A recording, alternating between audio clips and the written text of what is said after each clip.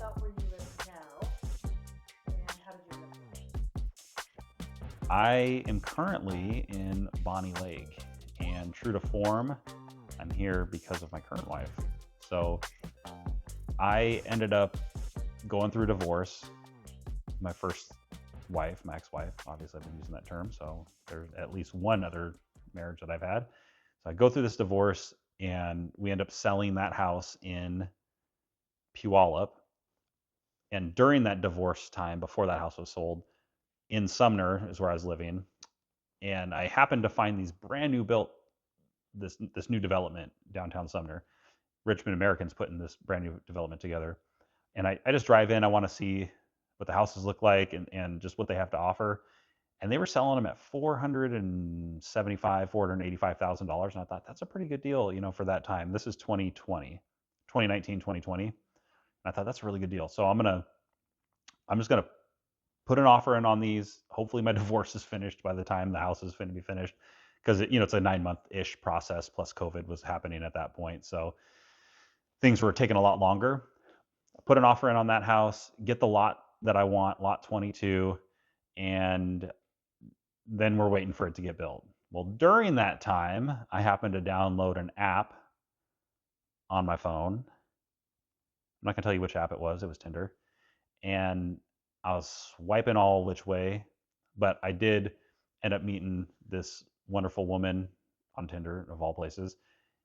And we meet downtown Sumner one Sunday morning, and we walk the track. And I just thought, okay, and I'm just fresh out of this sort of divorce thing, right? Or I'm kind of in the middle of it, and I'm just like, I don't really know. And so we're kind of going back and forth. But long story short, we end up staying together. She's got these 2 great kids. I got 3 kids. They meshed really well, and we end up getting married. And so after we get married, we briefly live. Not before. Sorry, we weren't married yet. We got engaged. We briefly live in her place in Lake Tapps, which is literally in Allen York Park. It's like across the street from Allen York Park. And then from Lake Tapps, we moved down to Sumner when my house was finished being built.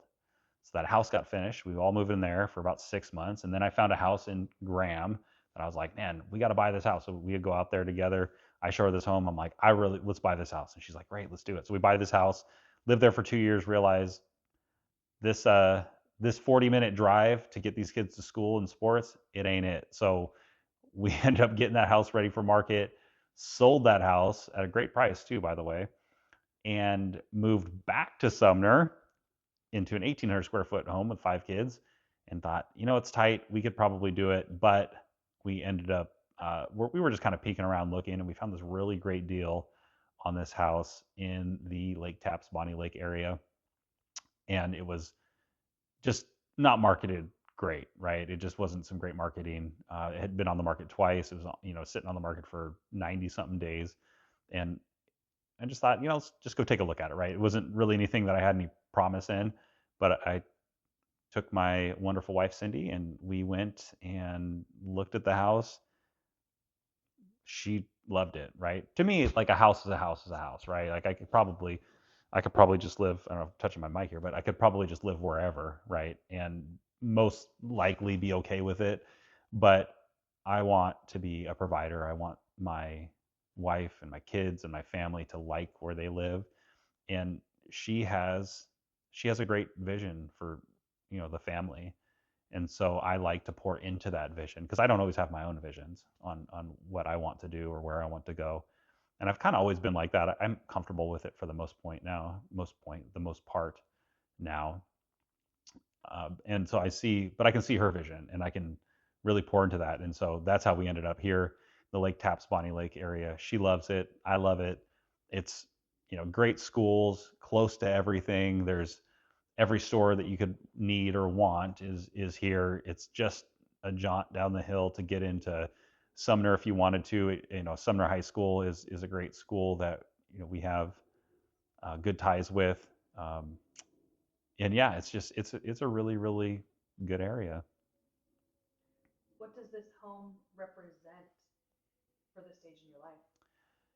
It's the biggest home I've ever lived in, so it represents some accomplishment to have been able to purchase a home of this size, and it's not just a large size, but it gives every kid in our family their own room. And that's a big deal because I've never had that. And they get to have their own room and they really like doing that. And it's peaceful to be here. My my wife loves being here, and that makes it even better for me. And yeah, I mean, I think that's probably what it represents. If you could give your younger self advice about finding a home, what would that have been? Buy a house right now as soon as you can. Buy a home, buy a home, buy a home, buy a home, buy a home.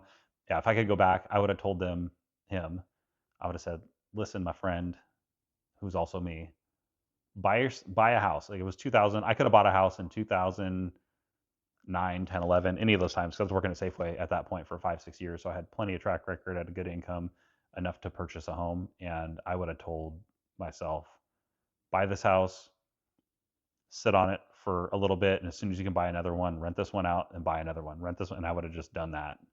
Um, yeah. And if I would have just, you just buy the house, and move into something where you take a little bit of responsibility. I get it if you're not going to stay in the area and you're kind of like, I don't really know. But I've seen so much indecision cost people so much money and the ability to purchase. It's wild. And I can't ever force anybody to purchase a home. And I probably couldn't force myself to purchase a home. I know my dad, he was a real estate agent at one point back in the 80s, and he was like, Andre, in 2007, 8, 9, he's like, buy a house, you need to buy. But he was trying to live with me, right? So I was not interested in that whole business. I wasn't going to buy a house and never be able to get him out. And so that's part of the reason I didn't buy. But I should have purchased, and you could buy houses in Tacoma for 50, 60, $70,000 at that point. And you could buy really nice homes on Lake Tapps for $400,000. Like I'm talking 3, 4, 5,000 square foot homes for that price. So that was a that was a mistake that I made, and that's what I would tell my younger self is just make the purchase, build the equity, and use that, as you see fit. Before you became a real estate agent, what experience did you have with real estate agents? I only had one experience with a real estate agent up north. We met, my ex-wife and I, when I say we met with this more luxury agent because I got introduced through my family and they had worked together for some time. My aunt was a stager, interior designer, staging and stuff. And so she did that with a lot of real estate agents up in the Kirkland East Side area. And so we met with them, and they were they took us through a consultation, whatever that was. I don't remember much about it other than I came out of it feeling like I couldn't purchase a home. And that was pretty much the end of it, right? I was like, I guess I can't purchase a home right now, or and they didn't really try to follow up. They didn't try to, come up with ideas. And looking back on it, I was a little bit upset that they didn't push me harder. And so I think I've brought that with me into the real estate game now. Is I'm just going to tell you what you need to do. I'm going to push you to do it. Maybe not in a, I try to guide you, not necessarily push you, but sometimes people need a little bit of an encouragement to do things, right? And people like me, like I might have needed that encouragement and I just didn't get it. And maybe it's not their fault that I didn't purchase a home at that point. That was 2013. Um, but yeah, it was a little bit disappointing to not be able to purchase. And so I didn't deal with another real estate agent again until I became a real estate agent. Although I did have people, come up to me at Safeway or wherever and be like, hey, I'm a real estate agent if you ever want to buy something. But other than that, not too much interaction with them. Any thoughts or stories that you felt like you missed saying earlier that you wanted to leave us with?